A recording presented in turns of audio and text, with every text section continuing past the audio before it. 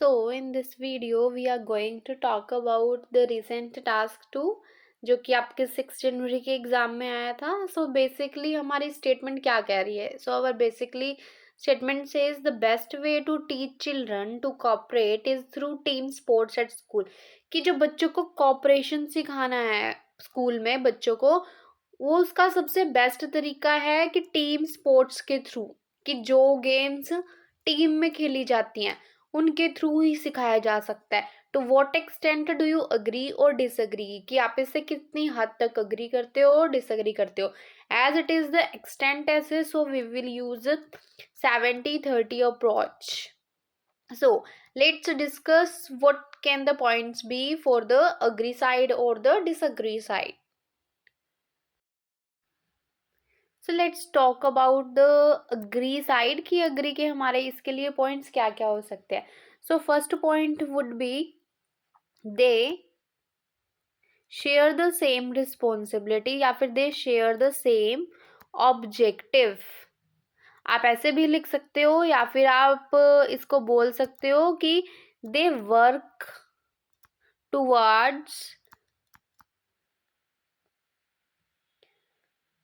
a common goal. आप ऐसे भी, मतलब इसका मतलब क्या हुआ कि जब टीम्स में, टीम कह रहे हैं कि टीम स्पोर्ट्स में खेल रहे हैं, तो इससे क्या होगा कि उन सभी का सेम ऑब्जेक्टिव होगा. अब सेम ऑब्जेक्टिव होने से क्या होगा, आप इसमें एक्सप्लेन क्या करोगे. सो यू कैन से कि उनका मेन मोटिव क्या होगा. मतलब हम कह सकते हैं कि due to win the game, और या फिर इन ऑर्डर टू, आप लिखना in order to win the game they have the shared responsibilities. आप ये कह सकते हो कि उनकी रिस्पॉन्सिबिलिटी हर किसी प्लेयर की अपनी अपनी होगी. उनके लिए कम्युनिकेशन बहुत ज़्यादा ज़रूरी होगा. अब कम्युनिकेशन ज़रूरी होगा तो उनको एक दूसरे के साथ कम्युनिकेट भी करना पड़ेगा. उनको अपनी अपनी स्ट्रैटेजीज बनानी पड़ेंगी. वो एक दूसरे की एबिलिटीज, हम कह सकते हैं कि अगर मान लो एक में किसी चीज़ का टैलेंट है, लीडरशिप का टैलेंट है, और दूसरे में गोल करने का टैलेंट है, सो हम कह सकते हैं कि वो अपनी अपनी एबिलिटीज को डिवाइड करेंगे जिससे उनको कम्युनिकेशनल स्किल्स भी बेटर होगी, और साथ में वो एक दूसरे को कोऑपरेट करेंगे क्योंकि उनका मेन मोटिव क्या है, सिर्फ गेम को जीतना. सो वो अपनी अपनी रिस्पॉन्सिबिलिटीज को लेके बहुत ज़्यादा, हम कह सकते हैं कि रिस्पॉन्सिबल होंगे, और साथ में एक दूसरे की जो डाइवर्स एबिलिटीज हैं उनको भी रिस्पेक्ट करेंगे. तो इससे क्या होगा, वो गेम भी जीत जाएंगे और उनको पता चलेगा, they will learn the importance of working together, और साथ में वो फ्यूचर में और भी खेलना चाहेंगे. सो इससे क्या है कि टीम स्पोर्ट्स एक तो इस तरीके से बच्चों की हेल्प करती है उनको कोऑपरेशन की वैल्यू सिखाने में.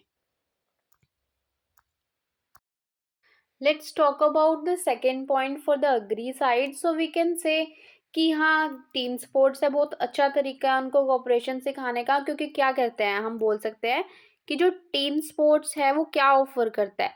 हम कहेंगे team sports offer a practical and engaging way to learn.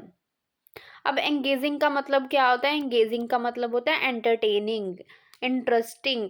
तो हम कह सकते हैं कि ना जो बच्चे होते हैं उनको थ्योरी में इतना इंटरेस्ट नहीं होता, तो फिर हम कह सकते हैं कि इसके एक पॉइंट में लिखेंगे कि जब बच्चे टीम स्पोर्ट्स में खेलते हैं, when they play in the team sports, they treat it as a funny activity, कि उनको कोई भी थ्योरी लर्न नहीं करनी पड़ती. तो हम कहेंगे कि ये इंटरेस्टिंग होने की वजह से बच्चे इसमें ज़्यादा इंटरेस्ट लेते हैं. हम कहेंगे कि वो हर कंसेप्ट को समझेंगे. अगर वो ज़्यादा इंटरेस्ट लेंगे तो उनका जो हर कंसेप्ट है क्लियर होगा. अगर हर कंसेप्ट क्लियर हो रहा है तो उनको हर चीज़ की वैल्यू के बारे में पता चल रहा है. अगर किसी चीज़ की वैल्यू पता चल रही है, अगर वो बहुत ज़्यादा फनी तरीके से कर रहे हैं, तो वो जो कोऑपरेशन हम उनको सिखा रहे हैं ना, वो उसको बहुत ज़्यादा पॉजिटिवली लेंगे और अपनी लाइफ में अप्लाई भी करेंगे. तो ये सबसे बेस्ट तरीका है to teach the cooperation to the students. So let's talk about the disagree side, की अगर हम कहें कि नहीं, कि जो टीम स्पोर्ट्स है वो अच्छा तरीका नहीं है। सबसे पहले हम बात करेंगे कि अच्छा तरीका क्यों नहीं है, फिर हम बात करेंगे कि और भी कौन से मेथड्स हैं जिनसे बच्चे सीख सकते हैं कोऑपरेशन के बारे में। सो let's talk about the disagree side. अब डिसएग्री साइड में हम क्या बोलेंगे? फर्स्टली हम कह सकते हैं कि टीम स्पोर्ट्स करने से हम लेंगे promotes a sense of competition and conflict. अब कंपटीशन और कॉन्फ्लिक्ट का कैसे होएगा? हम बोल सकते हैं कि जब भी बच्चे कोई भी एक्टिविटी प्ले करते हैं तो उसमें वो चाहते हैं कि वो सबसे टॉप पे हो। हर कोई चाहता है कि वांट टू गो अहेड, कि वो हर किसी से आगे जाना चाहते हैं। अब जब टीम में होगी कंपटीशन भी होगा। अब कंपटीशन में वो क्या करेंगे? एक दूसरे से आगे निकलना चाहेंगे। अब कहते हैं ना कि जैसे जिसकी परफॉर्मेंस सबसे बेस्ट होएगी उसको कैप्टन बना दिया जाता है। तो इससे क्या है कि उनके अंदर ना कह सकते हैं कि कॉन्फ्लिक्ट की फीलिंग्स भी आएंगी और वो एक दूसरे को compete करने पे ज़्यादा फोकस करेंगे ताकि वो आगे जा सके। सो हम ये कह सकते हैं कि इसलिए ये बेस्ट तरीका नहीं है, क्योंकि इससे हम कह सकते हैं कि जो फ्यूचर वो एक दूसरे का जो फ्यूचर है वो भी रियून कर सकते हैं। So it is not the good approach to teach cooperation through the team sports.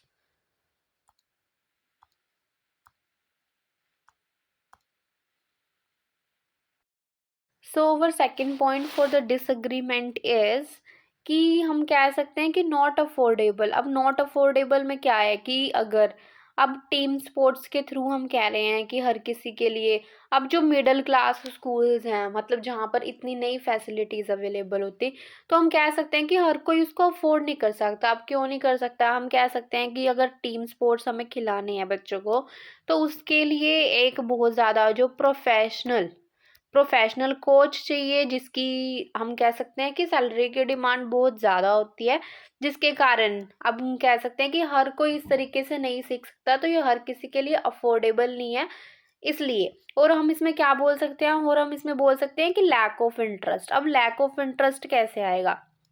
अब लैक ऑफ इंटरेस्ट ऐसे आएगा कि ज़रूरी नहीं है कि हर बच्चा गेम्स में अच्छा हो सकता है कि उनके अदर लाइफ गोल्स हों। तो हम कह सकते हैं कि ड्यू टू लेस इंटरेस्ट, कि अगर उनका उनके अंदर इंटरेस्ट होएगा ही नहीं तो वो हर चीज़ को सीखेंगे कैसे? तो हम कह सकते हैं कि ये अच्छी अप्रोच नहीं है, इस तरीके से नहीं सिखाया जा सकता, उनके लिए अदर मेथड्स होने चाहिए।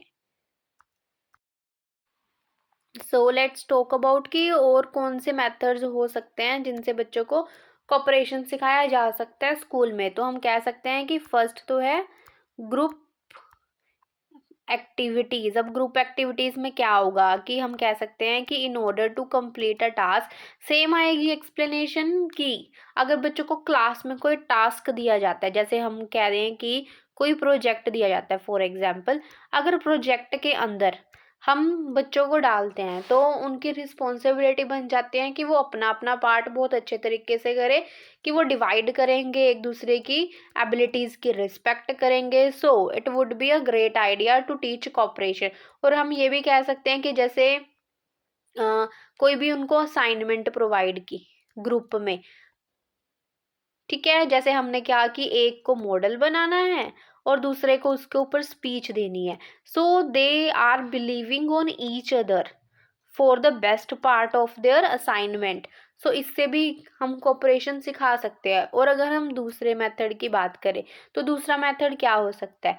तो दूसरा मेथड कह सकते हैं कि ग्रुप डिसीजन जैसे हम बोल सकते हैं कि डिबेट्स, राइट। अब डिबेट्स में क्या होगा कि डिबेट्स में भी दो टीम्स को डिवाइड किया जाता है।